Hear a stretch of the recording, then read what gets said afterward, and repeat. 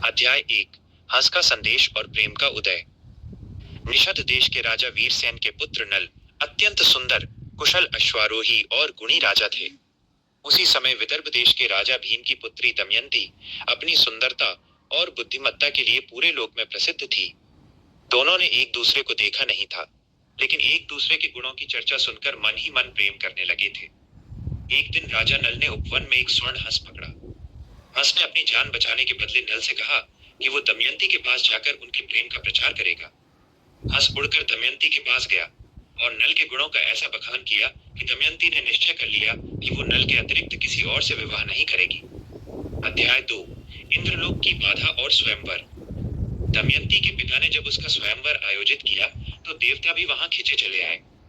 इंद्र, अग्नि, वरुण और यम चारों देवता दमयंती को पाना चाहते थे। रास्ते में उन्होंने राजा नल को देखा और उन्हें अपना दूत बनाकर दमयंती के पास भेजा ताकि वो देवताओं को चुनने के लिए उसे मना सके।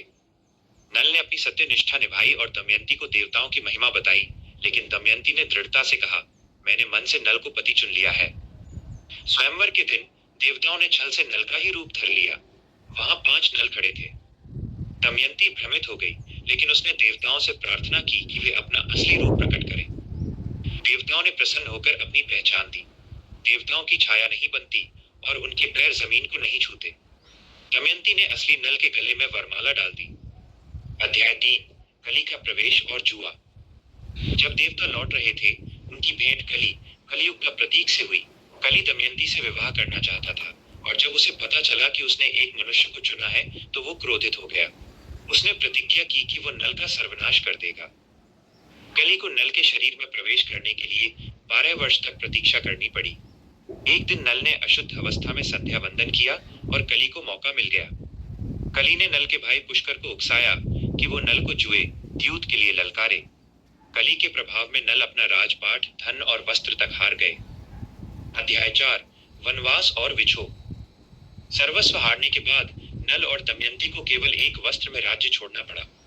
भूख और प्यास से व्याकुल नल नहीं चाहते थे कि दमयंती उनके साथ कष्ट झेले। उन्होंने कई बार उसे अपने पिता के घर जाने को कहा, पर सती दमयंती ने साथ नहीं छोड़ा।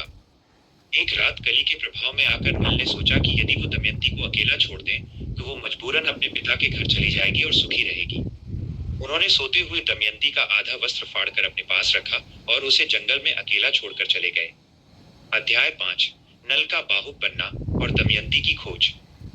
रास्ते में नल ने करकोटक नाग को आग से बचाया। बदले में नाग ने नल को डसा, जिससे उनका रंग काला पड़ गया और रूप बदल गया। नाग ने कहा, ये रूप तुम्हारी रक्षा करेगा। तुम अयोध्या के राजा ऋतुपर्ण के पास बाहुक नाम से सारथी बनकर रहो। दूसरी ओर दमयंती जब जागी तो नल को न पाकर विलाप करने लगी। अनेक कष्ट सहने और एक अजगर के हमले से बचने के बाद वो अंततः चेदी देश की रानी की शरण में पहुंची और बाद में अपने पिता के पास विदर्भ पहुंची। अध्याय 6। द्वितीय स्वयंवर का छल। दमयंती को विश्वास था कि नल जीवित है। उसने ब्राह्मणों को चारों दिशाओं में भेजा। जब उसे पता चला कि अयोध्या के राजा के पास बाहुक नाम का एक विलक्षण सारथी है जो घोड़ों की भाषा समझता है, तो उसने एक योजना बनाई। उसने संदेश भिजवाया कि दमयंती दूसरा स्वयंवर कर रही है जो कल सुबह होगा। अयोध्या से विदर्भ की दूरी बहुत अधिक थी, जिसे केवल नल ही एक दिन में तय कर सकते थे। राजा ऋतुपर्ण बाहुक नल के साथ निकल पड़े। रास्ते में ऋतुपर्ण ने नल को गणित, पक्ष विद्या सिखाई और नल ने उन्हें अश्व विद्या दी। जैसे ही नल ने विद्या सीखी, कली उनके शरीर से बाहर निकल गया। अध्याय 7। पुनर्मिलन और विजय। विदर्भ पहुंचने पर दमयंती ने बाहुक की परीक्षा ली। बाहुक के हाथों का बना भोजन और उसके बच्चों के प्रति प्रेम देखकर उसे यकीन हो गया कि यही नल है। अंततः नल ने अपना असली रूप प्राप्त किया और दोनों का मिलन हुआ। नल ने वापस जाकर अपने भाई पुष्कर को जुए के लिए फिर से ललकारा। इस बार नल के पास ऋतुपर्ण से सीखी हुई गणित की विद्या थी।